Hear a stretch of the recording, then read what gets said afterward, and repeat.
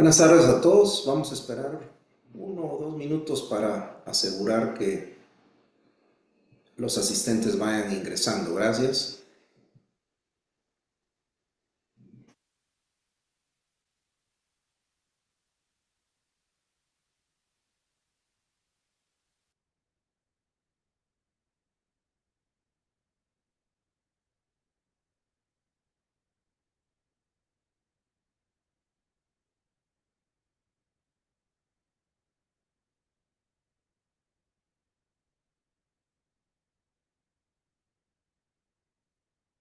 Mm.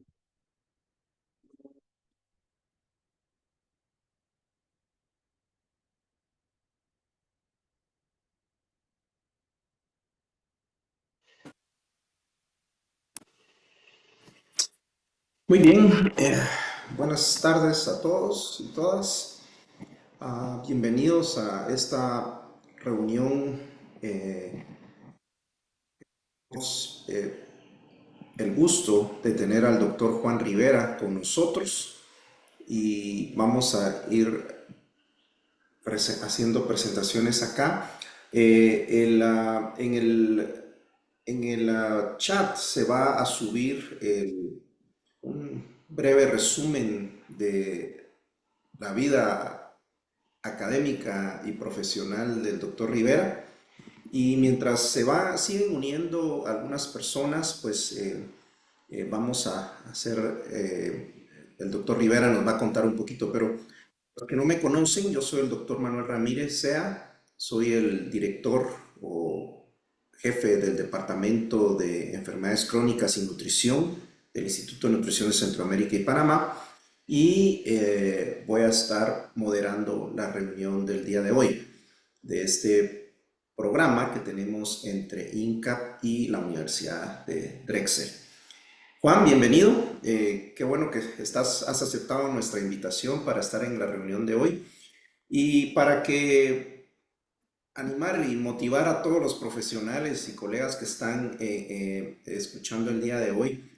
Nos gustaría que nos contaras un poco de tu vida cuando pasaste o decidiste venir al INCAP. Para los que no saben, el doctor Rivera estuvo unos años aquí en el INCAP y luego has tomado decisiones muy importantes en tu carrera. ¿Nos puedes contar un poquito de eso y así entusiasmar a los que están presentes para que siempre estén muy animados para seguir con su carrera profesional y más si es en investigación? Cómo no, muchas gracias, Manuel. Primero, agradecer mucho la invitación que Fernanda, Mónica, tú me hicieron para participar aquí y yo con mucho gusto, sobre todo siempre tratándose del INCAP, pues el INCAP para mí es como mi segunda institución después del INSP, como casi como mi casa. Y, y sí te platico, Manuel, que yo llegué al INCAP un poco por accidente.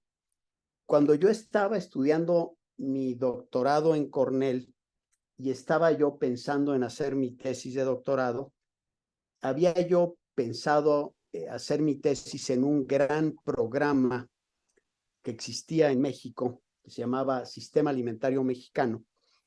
Y ya tenía yo, bueno, mandé muchas cartas para ver si podía yo tener acceso a los datos y visitar el programa y demás.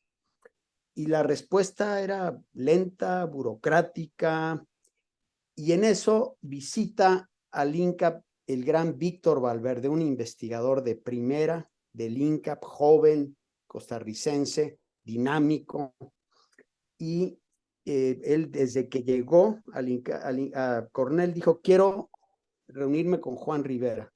Y me dijo, Juan, me han platicado de ti, Reinaldo Martorell, varias gentes, y yo quiero que te vayas al INCAP. Así de directo me lo dijo. Quiero que te vayas al INCAP a hacer tu tesis. Yo dije, Víctor, te agradezco mucho, fíjate que ya tengo compromiso con México. Y Víctor me dijo, bueno, cualquier cosa que falle, ahí estoy. Pero él me llamaba todas las semanas por teléfono desde Wow. Guatemala. Me decía, Juan, si algo falla, por favor, vente, y que falla. Y finalmente, por ahí la burocracia no me permitió hacer la tesis en México. y gracias a Víctor fui a dar a Guatemala. Mi esposa Tere estaba también cursando en ese momento, terminó la maestría, y entonces nos dieron la oportunidad, Víctor Valverde, Hernán Delgado, de que nos fuéramos juntos. Tere también empezó a trabajar en el INCAP. Y hablando de decisiones profesionales en la vida, yo creo que el haber estado en el INCAP 7 años de mi vida fue una de las mejores decisiones que pude tomar. Una institución que ayudó mucho en mi formación, me consolidó mucho como investigador, y por esa y otras muchas razones, porque también tenemos amigos muy queridos en Guatemala, yo le tengo un gran cariño a Guatemala y al INCAP. Así que bueno, esa es la anécdota, Manuel. Buenísimo, muchas gracias, Juan. Yo creo que eso pues da una partecita pequeña de tu vida profesional. Y bueno, el día de hoy el doctor Rivera nos va a estar presentando lo que ha trabajado y él y con muchas otras personas, colaboradores de él, en la construcción de un paquete de acciones de política para prevención de obesidad y enfermedades crónicas no transmisibles, en particular la experiencia en México. Así que dejo con ustedes al doctor Rivera y como les digo en el chat van a encontrar un poco más de su vida para el que quiera saber ahí de su carrera profesional. Adelante, Juan. Muchísimas gracias, Manuel. Nuevamente decirles que es un gran gusto estar sobre todo con investigadoras e investigadores jóvenes, o diría yo más en general jóvenes que quieren, desean tener una carrera en investigación. Y déjenme decirles que esta presentación está muy pensada para ustedes, porque desde que me invitaron me comentaron que principalmente estarían presentes investigadoras, investigadores jóvenes o personas que están buscando estudiar una carrera de investigación, así como también docentes y, desde luego, algunos tomadores de decisiones o personas que trabajan en los ministerios. Y entonces lo que yo les quiero platicar un poco desde la perspectiva de la investigación es cómo podemos nosotros generar agendas de investigación que son relevantes, que tienen impacto en la nutrición y salud de la población. Porque uno puede hacer investigación simplemente porque pues a uno se le ocurren buenas ideas. Digamos, los investigadores en general somos personas con buenas ideas, curiosos, buenas preguntas, pero también podemos hacer investigación y que nuestras instituciones hagan investigación con base en una agenda pensando en qué es lo que en ese momento necesita nuestro país o nuestra región. Y voy entonces a platicarles a ustedes un poco de la experiencia que hemos tenido en México, en lo que estamos llamando la construcción de un paquete de acciones de política para la prevención de obesidad y enfermedades crónicas en México, y que desde luego puede tener utilidad para América Latina. Empezando con que mostrar que nosotros tenemos una epidemia de obesidad. Por ejemplo, si tomamos mujeres adultas del 88 al 2018, pues pasamos de 34 a 74% de sobrepeso más obesidad en el transcurso de este periodo de 30 años. Y en términos de obesidad pasamos de 9,5% a 38%. Es una epidemia increíblemente grande. Lo mismo vemos en mujeres adolescentes y en niñas y niños. No quiero tardar mucho en esta presentación, pero decirles que como consecuencia de estos problemas de sobrepeso y obesidad derivados de una dieta inadecuada y falta de actividad física, pues nuestra prevalencia de diabetes en adultos es muy alta, es casi del 16%, y la prevalencia de hipertensión en adultos, bueno, dependiendo un poco de cuál de las clasificaciones usamos, pero digamos la clasificación más exigente nos habla de que casi la mitad de los adultos tienen hipertensión. Y comentar que en diabetes el 70% tienen diagnóstico pero el 30% no. Y en hipertensión, pues solamente el 30% están diagnosticados. Entonces tenemos problemas muy serios también en nuestros sistemas de salud para detectar los problemas. Y tenemos una ingestión dietética en México que no cumple con las recomendaciones. Aquí quisiera yo, es una diapositiva un poquito compleja, perdón, pero quiero solo mostrarles que si, por ejemplo, la dieta actual está en color azul y vamos pues, podemos compararla, por ejemplo, con la adaptación de la dieta Eat Lancet en México o con las nuevas guías. Comparémoslas con las nuevas guías, o sea, comparando el color azul con el amarillo, y vemos que en granos enteros andamos más o menos bien, pero comemos mucho grano refinado con azúcar, pan dulce. En México comemos muchísimo pan dulce, que deberíamos estar comiendo mucho menos pan refinado y peor aún con dulce, ¿no? Con azúcar. Y por otro lado tenemos consumos de vegetales y de frutas, como ustedes verán, muy por abajo de las recomendaciones. En cuanto a lácteos estamos un poquito por arriba, pero en cuanto a carne roja, por ejemplo, estamos muy por arriba de los consumos. Aquí, desde luego, ya estamos considerando el impacto ambiental, por eso en México ya nuestras recomendaciones de carne rojas más baja. Y cuando vemos otras carnes andamos más o menos bien, en huevos andamos también más o menos bien, pero por ejemplo en leguminosas como el frijol, que compartimos con Guatemala como uno de los principales alimentos, pues hemos perdido el hábito de su consumo y ahora estamos consumiendo cantidades muy bajas, consumimos muy pocas nueces y semillas y consumimos muchísimas azúcares adicionadas. Vean nada más cómo nos pasamos, aún con las nuevas guías mexicanas que son un poquito más flexibles que, por ejemplo, Eat Lancet. De todas maneras, estamos consumiendo cantidades muy altas y por lo tanto hay que disminuir azúcares, disminuir carnes rojas, disminuir, desde luego, sobre todo y granos refinados, y aumentar frutas y verduras y legumbres y también nueces. En fin, México, fíjense nada más, el 30% de todo lo que consumimos son alimentos ultraprocesados. Vemos aquí en las primeras dos barras, hombres y mujeres, alrededor de 30% la barra roja de ultraprocesados, pero vemos que en menores de 5 años estamos llegando casi al 40%, mientras que los adultos 26%. Es decir, aquí hay un asunto también aparentemente generacional que preocupa mucho. En zonas urbanas 32%, en la parte norte del país, la más próspera 36%, en el nivel socioeconómico alto 33% de todas las calorías que comemos son ultraprocesadas, y entre más educación aquí, curiosamente, mayor consumo de alimentos ultraprocesados. Y eso pues tiene que ver con que hay más acceso, más recursos y por lo tanto, lamentablemente, la educación en México no se asocia con mejores prácticas de alimentación. Pero algo muy importante es que estamos consumiendo mucha azúcar. La OMS, ustedes saben, recomienda consumir no más de 10% del total de energía a través de azúcares libres y preferentemente bajar a 5%.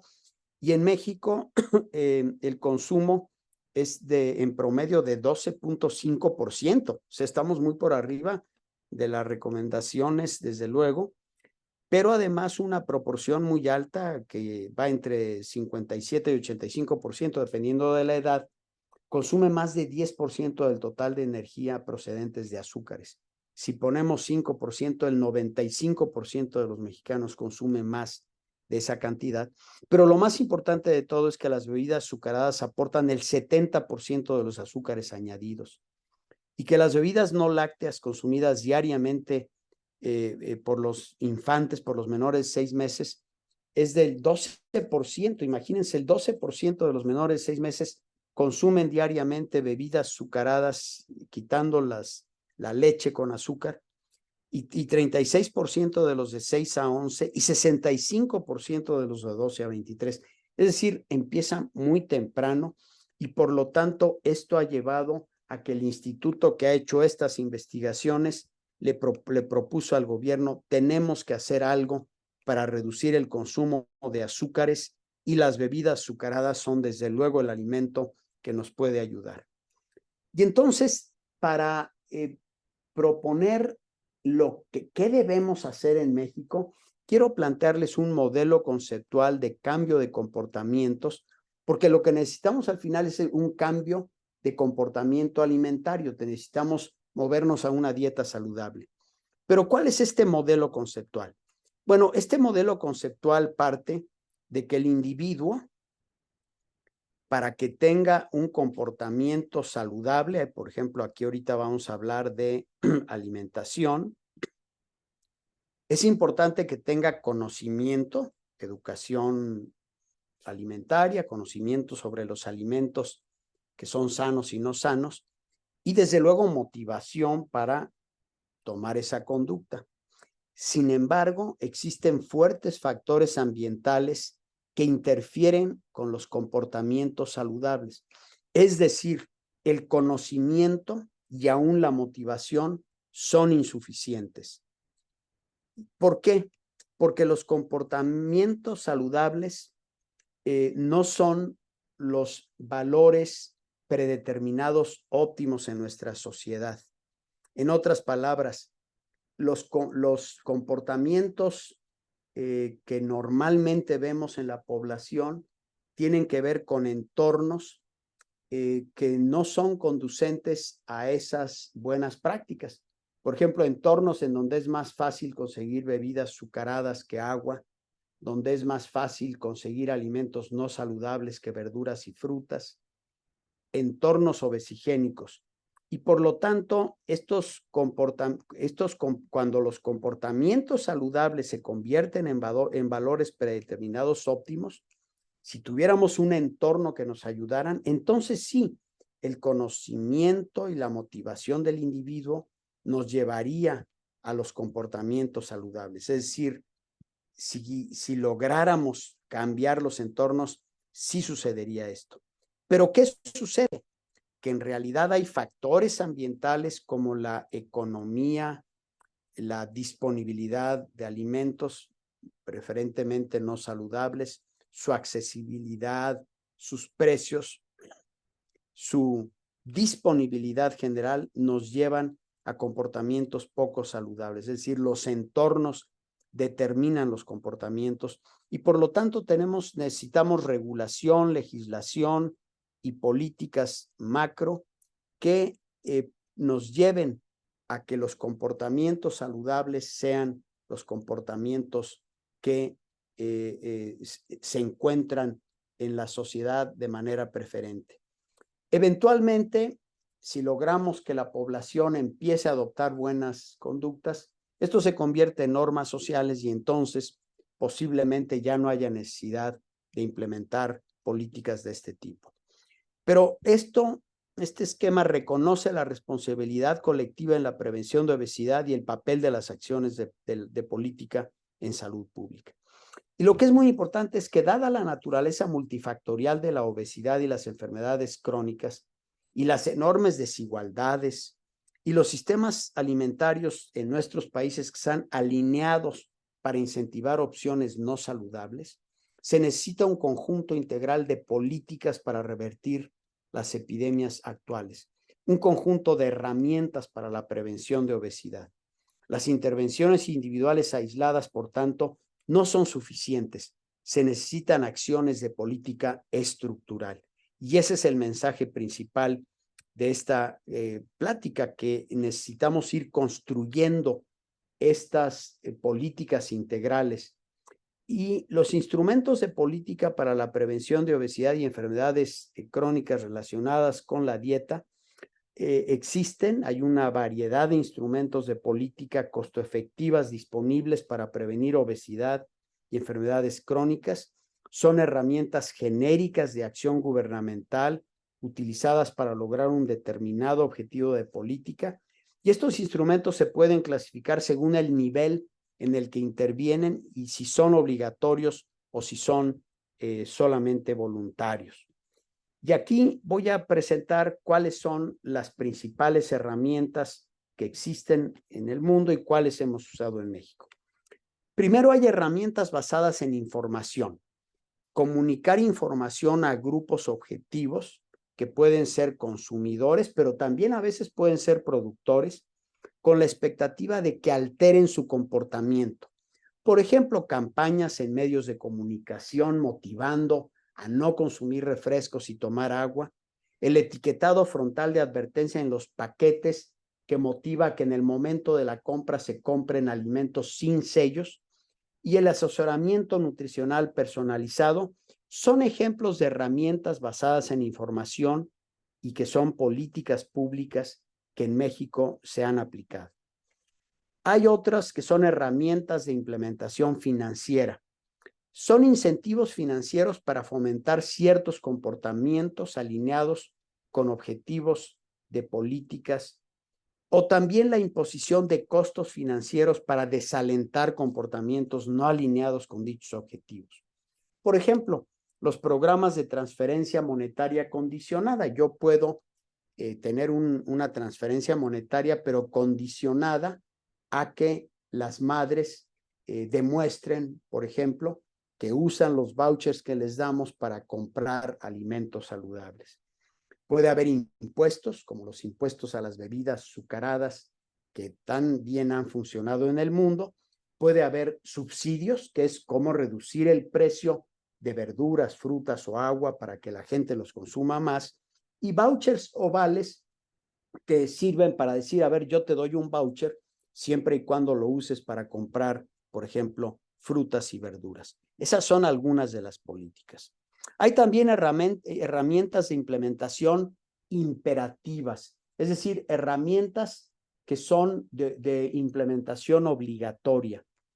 Aquí lo que se necesita son reglas vinculantes que apuntan a orientar comportamientos hacia objetivos de política.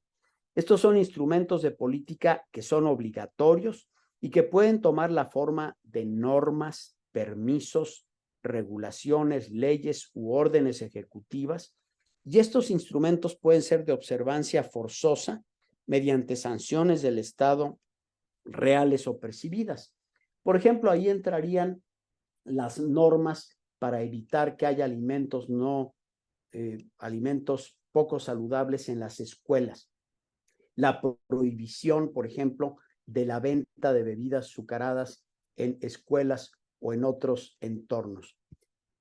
Otros instrumentos son herramientas de implementación organizacional, que son instrumentos del gobierno que dependen del uso de instituciones y personal gubernamental para afectar la producción, distribución y consumo de bienes y servicios. Este tipo de herramientas de implementación organizacional son menos utilizados. En México los estamos utilizando menos, pero por ejemplo, en este momento en México se ha creado dentro de una nueva ley una organización multisectorial dentro del gobierno dirigida a discutir políticas y acciones para lograr la transformación de nuestro sistema alimentario en un sistema saludable, sustentable y justo. Y entre otras cosas fue la instancia en donde se diseñó, por ejemplo, la prohibición del glifosato, que es un producto que se usa para la producción de alimentos y que tiene impactos ambientales negativos. Ese es un ejemplo, pero puede haber más. Estos son los instrumentos de política que hemos utilizado en México para apoyar la prevención y control de obesidad. En el 2010 empezamos con política escolar para la prevención del sobrepeso.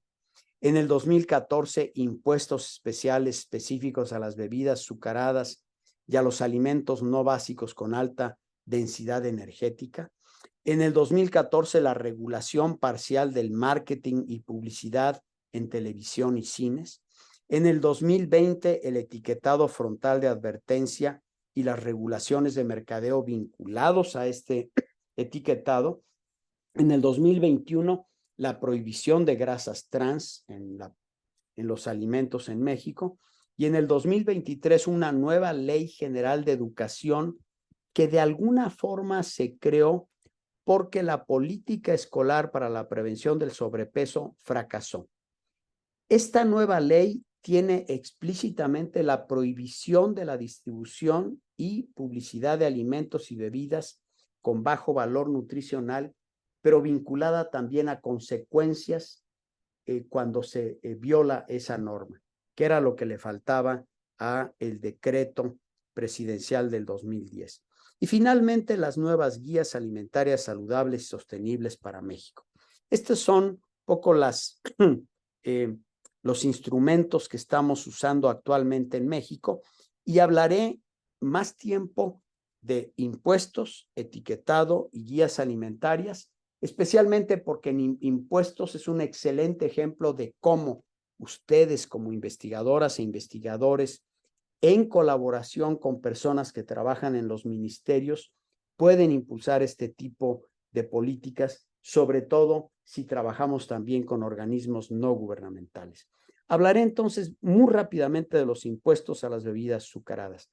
Hay evidencia sólida sobre efectos negativos de las bebidas azucaradas y los azúcares añadidos sobre el aumento de peso y la obesidad, la diabetes y otras enfermedades crónicas. No me meteré a hablar de ese tema el día de hoy por falta de tiempo.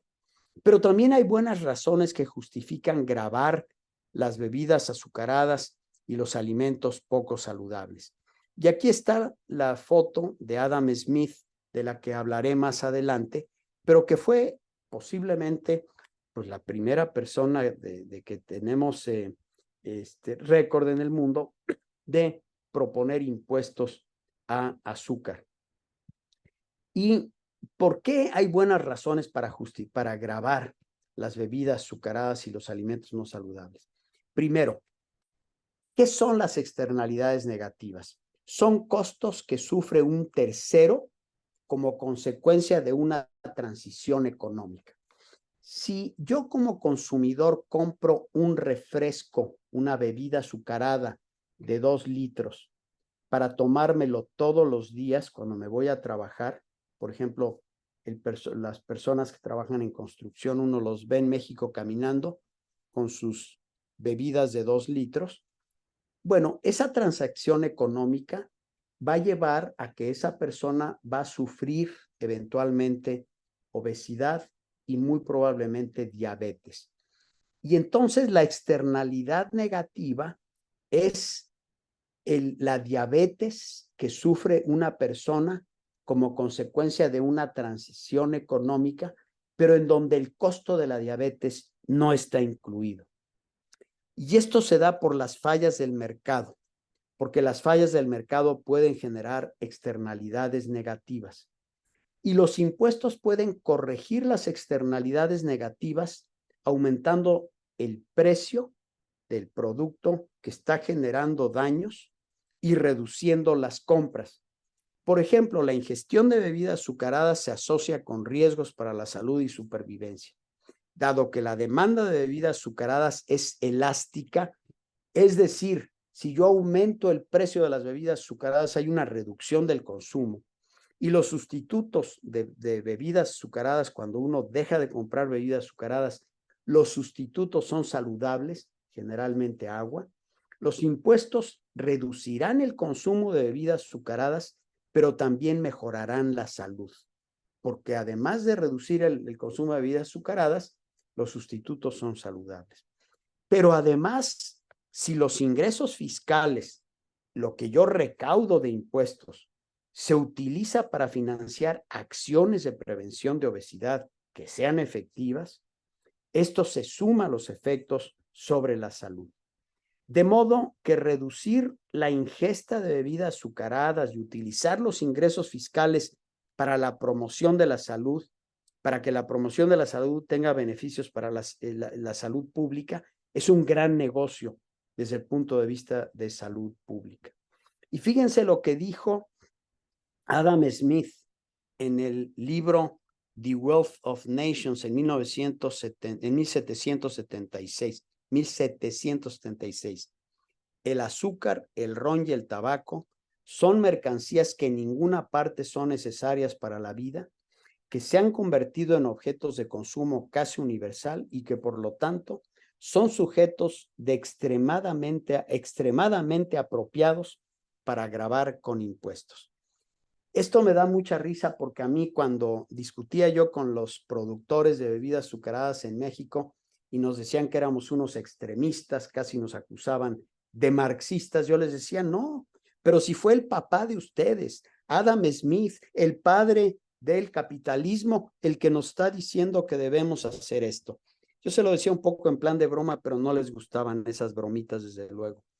¿Y cuál es la ruta lógica desde la implementación de impuestos a las bebidas azucaradas hasta el impacto de la salud pública?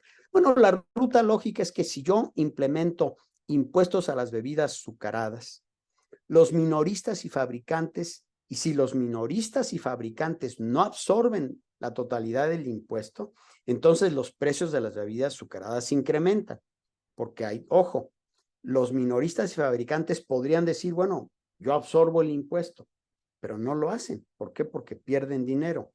Entonces los precios de las bebidas aumentan. Como el producto es un bien común y su demanda disminuye cuando su precio aumenta en igualdad de condiciones, la reducción en el consumo de bebidas azucaradas entonces se garantiza.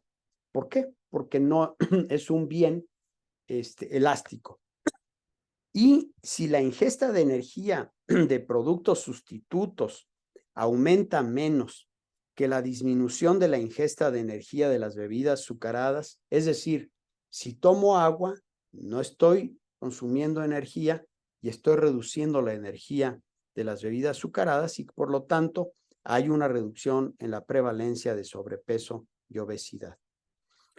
Existe evidencia, digamos, para que nosotros podamos poner un impuesto a las bebidas azucaradas en México.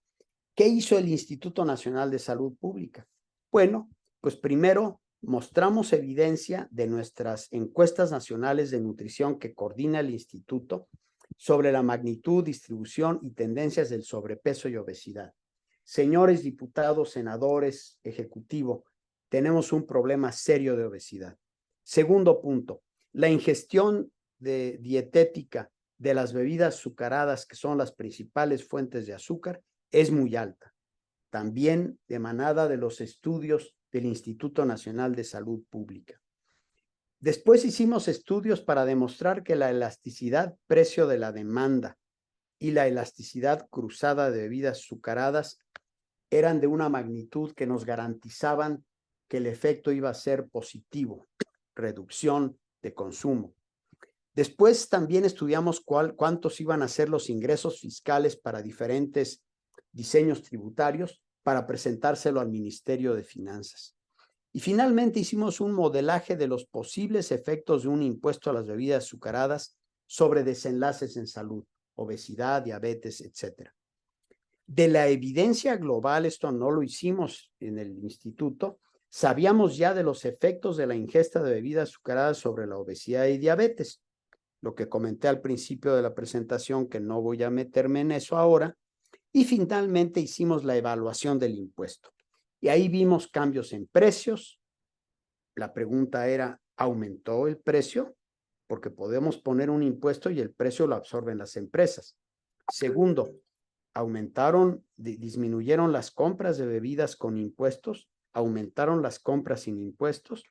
Y la tercera, que sería más adelante, ¿qué efectos podemos tener en salud? Y aquí rápidamente nuestros estudios de elasticidad mostraron que un incremento del 10% en los precios se asocia a una reducción de consumo de alrededor de 12%, es decir, la demanda es elástica y la elasticidad cruzada nos indicó que el incremento de 1% en el precio de los refrescos aumenta el consumo de agua y de leche, que son sustitutos saludables. Vimos que diferentes porcentajes de impuesto, 10, 20, 30%, tenían efectos importantes en reducción de peso y en prevención de casos prevenidos de obesidad y de diabetes. No me voy a detener aquí en aras de tiempo. ¿Y cómo fue que logramos, peleando contra un titán que es la industria de bebidas azucaradas en México? ¿Cómo logramos que pasara el impuesto? Bueno, esto fue a través de la interacción entre el Instituto Nacional de Salud Pública, organizaciones de la sociedad civil, como el Poder del Consumidor, que es una organización de abogacía, y el Politín, que es una organización de cabildeo. Y con esto lo que logramos es generar la demanda en la población de políticas de prevención de obesidad, con lo cual el Poder Legislativo y Ejecutivo tuvieron presión social para implementar esta política pública. Y así fue el proceso. Fíjense, esto se inició en el año 2012 y se discutió e implementó en el 2013 para que, más bien se discutió en el 2013 en el Congreso para iniciarlo en el 2014. Cuando esto inició, la administración y el Congreso estaban recientemente inaugurados. Llegó la nueva administración del 2012 del presidente Peña Nieto. Había ya un debate público generado por nosotros, por el poder del consumidor, sobre la obesidad, el entorno alimentario, el alto consumo de bebidas azucaradas, que favoreció mucho el que la población estuviera muy al tanto de del efecto que podría tener un impuesto. Había necesidad de ingresos fiscales en el gobierno, de modo que la Secretaría de Finanzas o de Hacienda era nuestro aliado, pero teníamos una industria de alimentos y bebidas con una fuerza grandísima contra el impuesto. Y el proceso en el Senado fue el que identificamos a una senadora que fue la campeona que propuso el impuesto de 2 pesos por litro. El Ejecutivo, que estaba en manos del partido mayoritario, discutió esto con la industria y propuso 1 peso por litro. El Senado aprobó la propuesta de 1 peso por litro porque ahí ya tenían mayoría en el Congreso y hubo una resolución sobre la utilización de los ingresos tributarios para fines de proporcionar agua potable a las escuelas. La industria intentó revertir el impuesto un año después de implementado, en el 2015, pero fracasó. Nosotros propusimos aumentar el impuesto a 2 pesos por litro en el 2016, pero también fracasamos. Y actualmente la industria continúa oponiéndose al impuesto y a cualquier aumento. Esta fue la campaña pública de la coalición de la sociedad civil, del poder del consumidor. Ustedes la pueden ver, te comerías 12 cucharadas de azúcar y si no, entonces, ¿por qué tomas refresco? ¿Le darías 12 cucharadas de azúcar a tus niños? Y fue muy efectiva. Esta es otra, que es más importante, la salud pública, los intereses de las refresqueras, con el impuesto al refresco, bebederos de agua en escuelas y espacios públicos. Entonces, bueno, en resumen, tuvimos un impuesto a las bebidas azucaradas de 1 peso por litro desde enero del 2014 y tenemos un impuesto a alimentos con alto contenido de azúcar, de grasa y con una alta densidad energética y con altos en azúcar, grasas saturadas y trans. Y como verán más adelante, nosotros vimos que sí cambiaron los precios, es decir, aumentaron los precios, las empresas pasaron el precio al consumidor y utilizamos un enfoque analítico en el que vimos, bueno, cuál era la pendiente en el consumo de bebidas azucaradas antes del impuesto. Ya venía una pequeña reducción en el consumo. Esto está exagerado, la reducción era muy pequeña. Y entonces el contrafactual era seguir esa tendencia y nosotros lo que vimos fue qué pasó después de poner el impuesto.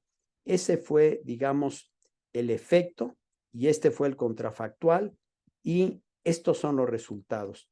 En el 2014 las compras disminuyeron 5.5%, en el 2015 9.7%, y de modo que del 2014 y el 15 en ambos fueron 7.6%, equivalente a 5 litros per cápita por año, y incrementó el consumo de agua y de otras bebidas sin impuestos en 2.1%, pero en términos de litros per cápita fue un poquito mayor que el de la reducción en el consumo de bebidas azucaradas.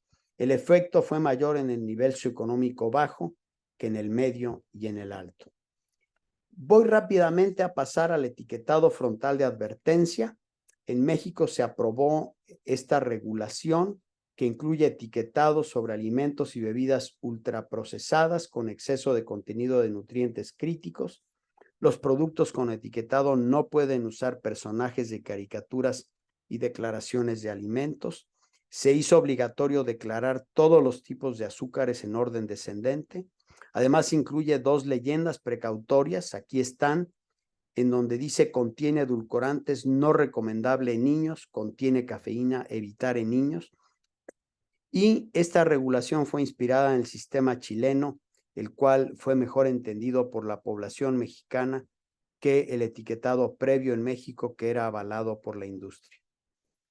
Y en México hemos visto evaluaciones chilenas en donde se ha mostrado que en comparación con el escenario previo, las calorías, azúcar y sodio de los productos comprados después del etiquetado disminuyeron en 3,5%, 10% y 5% respectivamente en la población general, y en cantidades aún mayores en los adultos consumidores. También en Chile se mostró que el 24% del consumo de bebidas, que se redujo el consumo de bebidas azucaradas en 24%. México está en proceso de evaluación del etiquetado frontal. Hemos hecho estudios de modelaje que hablan de reducciones en calorías por día y en posibles efectos en salud, pero son solamente estimaciones. Y después de mostrar resultados positivos preliminares, este etiquetado fue implementado no solamente en Chile y en México, sino en Perú, Uruguay, Argentina, Colombia y otros países, y ahora esperemos que ya en Guatemala así sea. Tenemos aquí las guías alimentarias mexicanas saludables y sostenibles, y voy a brincarme las siguientes presentaciones por falta de tiempo y solamente hablar de la necesidad de transformar los entornos alimentarios y los sistemas alimentarios para mejorar, para reducir el riesgo de obesidad. Las políticas deben enfatizar la transformación del ambiente alimentario y el sistema alimentario a través de 3 tipos de intervenciones. Unas enfocadas a modificar el comportamiento individual, como la educación y la consejería. Otras a modificar el ambiente alimentario para facilitar la adopción de opciones saludables, convertir el ambiente alimentario obesigénico actual en un entorno que no es obesigénico, en donde los alimentos saludables son la regla, y cambios sistémicos, incluida la transformación del sistema alimentario y la resolución de los desequilibrios de poder entre intereses comerciales y la salud pública. El paquete mexicano se centra en modificar el entorno alimentario y generar la voluntad de la adopción de la alimentación saludable en la población mediante intervenciones educativas. En conclusión, la experiencia mexicana al grabar bebidas y comida chatarra prueba el concepto que muestra efectos positivos de los impuestos a los alimentos no saludables. La evaluación de los cambios en los precios y las compras después del impuesto documenta también fue clave para defender el impuesto contra los intentos de la industria de revertirlo. La OMS y otras agencias internacionales recomiendan impuestos mayores al de México, por lo que en México lo que proponemos es que debemos incrementar el impuesto.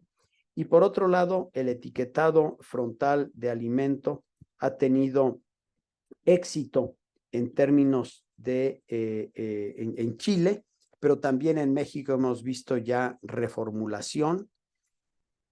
Las nuevas pautas dietéticas se publicaron recientemente y no han sido todavía evaluadas. Hay acciones de política en México que no presenté que han sido menos exitosas, como los lineamientos de alimentos escolar y el reglamento del marketing de publicidad, que podríamos hablar durante las preguntas sobre ellas. Pero algo importante, dada la naturaleza multifactorial de las causas de obesidad y enfermedades crónicas, una sola acción política no es suficiente. Y por lo tanto, México, yo diría que América Latina debería continuar con el proceso de construcción con base en evidencia, perdón, de instrumentos de política pública, perdón, lo regreso. México debe continuar con la construcción de un conjunto de herramientas para mejorar la alimentación y prevenir la obesidad y enfermedades crónicas. Con esto termino y dejo esta diapositiva para invitarlos a participar en un evento que tendremos en México el jueves próximo en la Academia Nacional de Medicina a las 11, pero que se va a transmitir por YouTube. Ya le pasé a Fernanda el dato para que me haga favor de ponerlo tal vez en el chat y que ustedes puedan, que puedan ustedes pues acompañarnos, porque esto va a ser muy importante, la publicidad digital como una violación al derecho a la salud, privacidad y autonomía de niños, niñas y adolescentes. Pues aquí terminamos y desde luego muy abierto y muy atento a las preguntas y comentarios que puedan tener. Muchísimas gracias, Juan. Bien interesante los datos que has presentado y esa relación que tiene que haber entre la investigación hacia una acción en beneficio de la población que se traduzca en políticas. Vemos Sí. que los investigadores pues son parte y no el total de grupos que deben de apoyar esto. Y el ejemplo de México pues se ha, y en general de América Latina, hemos ido avanzando en esto más. En Centroamérica la situación está encaminada, vamos ahí sí que atrás, varios países buscando aprobar alguna política que pueda reducir el consumo de alimentos ultraprocesados, mejorar el ambiente alimentario, pero todavía estamos en camino. Hay varias preguntas acá en el chat, bueno, se han ido acumulando porque ahora, pero puedo unir aquí algunas preguntas.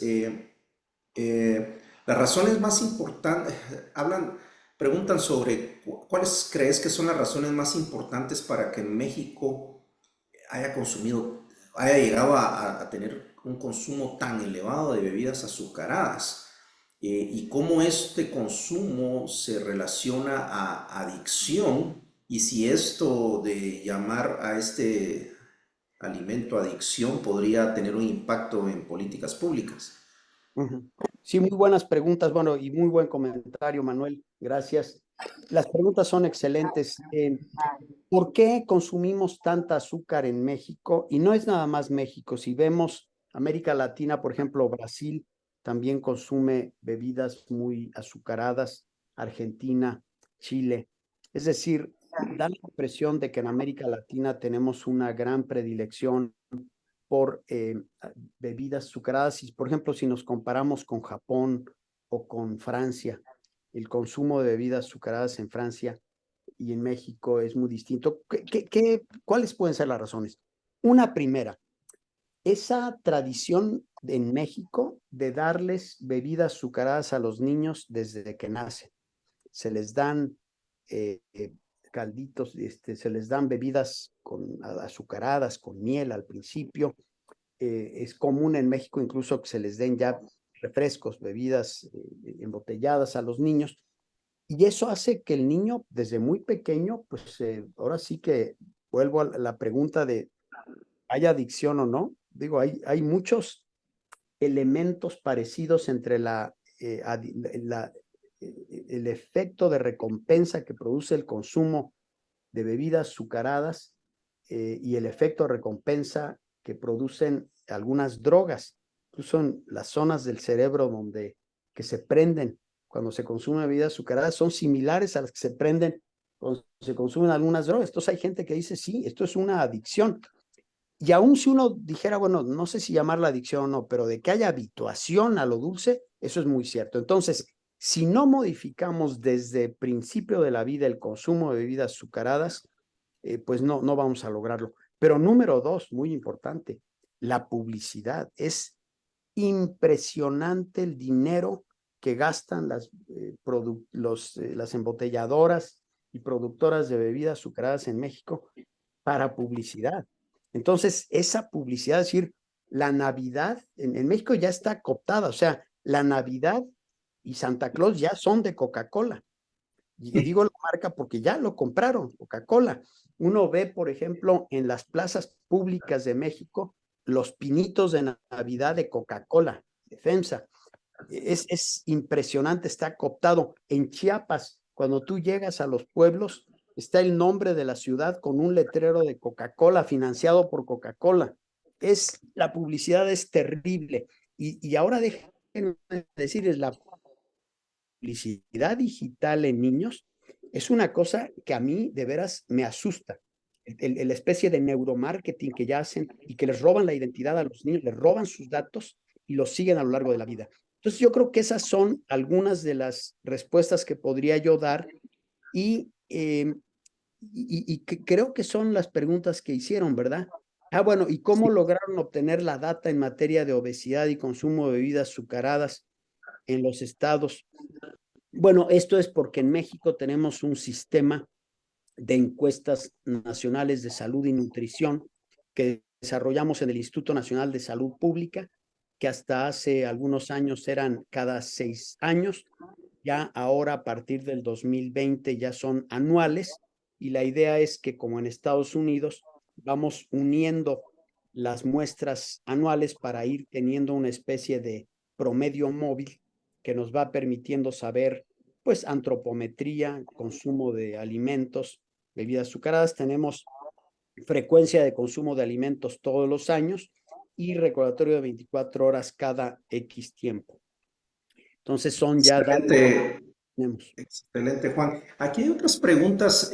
Preguntan sobre si tienen análisis del comportamiento de compra de las bebidas con edulcorantes y si esto lo ha afectado el impuesto a las que sí tienen azúcar. Y yo añadiría esto, que los datos que has presentado son como de hace 10 años. Si hay datos más recientes de lo que ha ido sucediendo en el tiempo después del impuesto. Sí, muy buenas preguntas las dos. Este, mira, lo primero es que en México el consumo de edulcorantes artificiales no es tan alto como en países desarrollados, es más bajo. La gente prefiere consumir productos que tienen azúcar.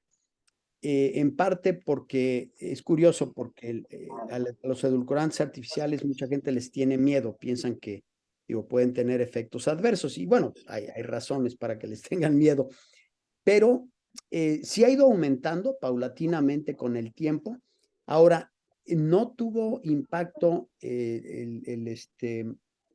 digamos, el impuesto porque el impuesto fue sobre bebidas azucaradas y se excluyeron las bebidas con edulcorantes artificiales.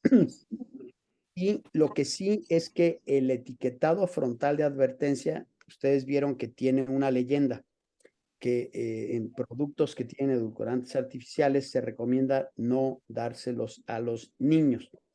Eso todavía no lo evaluamos, pero yo espero que eso sí tenga un efecto.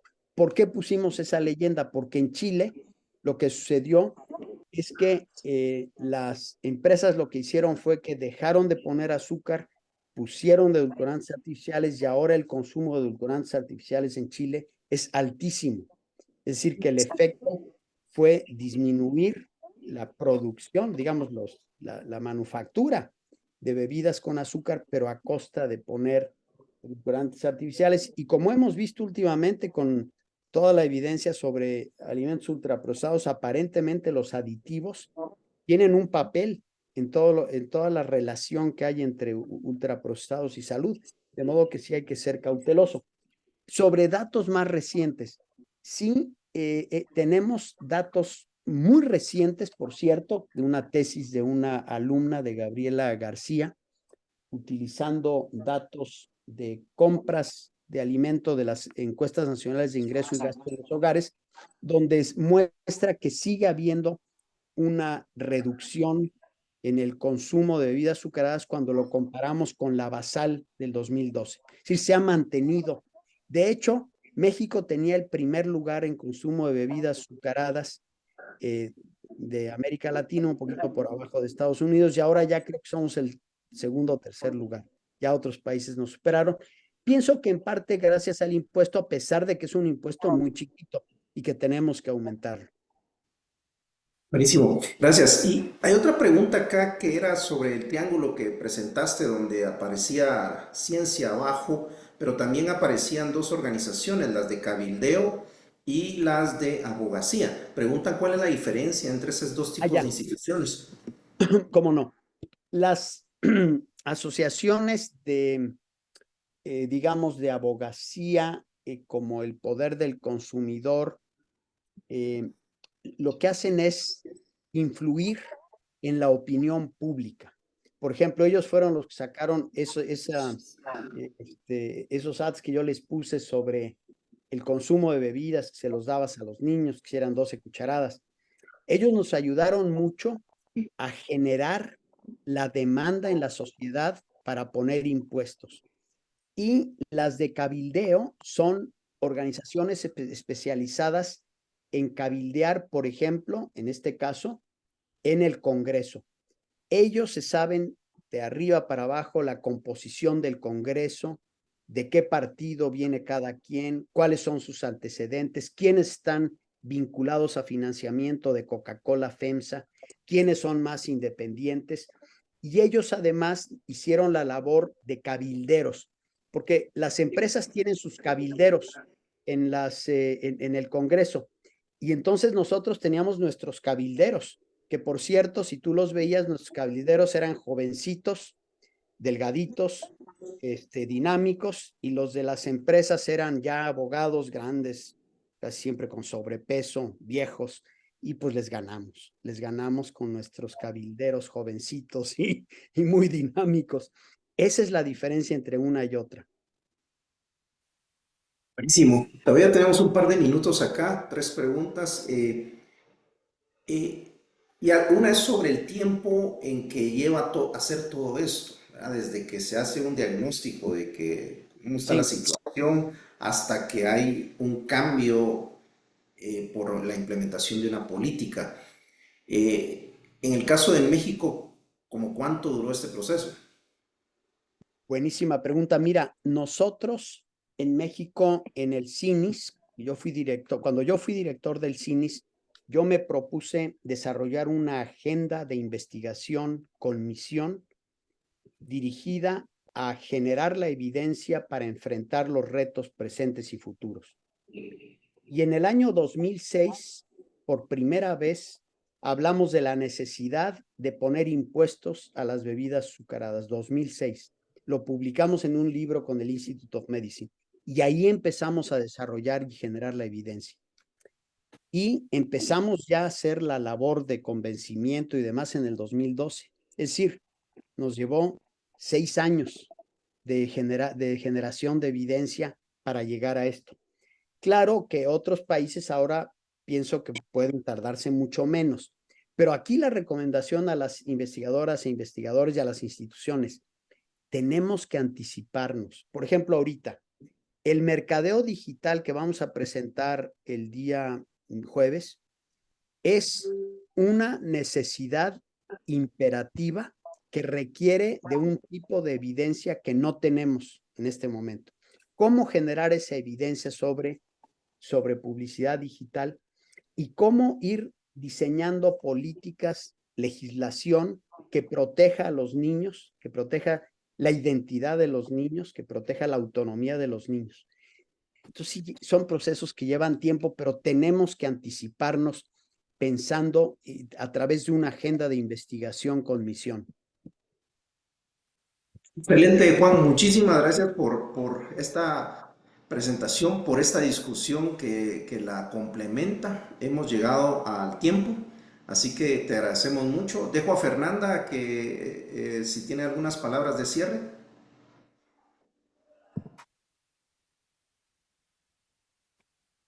Y tal vez no estaba preparada Fernanda, pero bueno, entonces agradecemos a todos por su tiempo y gracias Juan de nuevo por esta magnífica presentación que nos impulsa a seguir trabajando en la región de Centroamérica y en general en toda América Latina por hacer esos cambios necesarios en el ambiente alimentario para realmente hacer, y como has dicho, se necesita no una política, varias y acciones a diferentes niveles para que realmente podamos combatir este mal que nos aqueja a todos. Así que muchas gracias, Juan, y a Muchísimas todos. gracias, Manuel, por la oportunidad.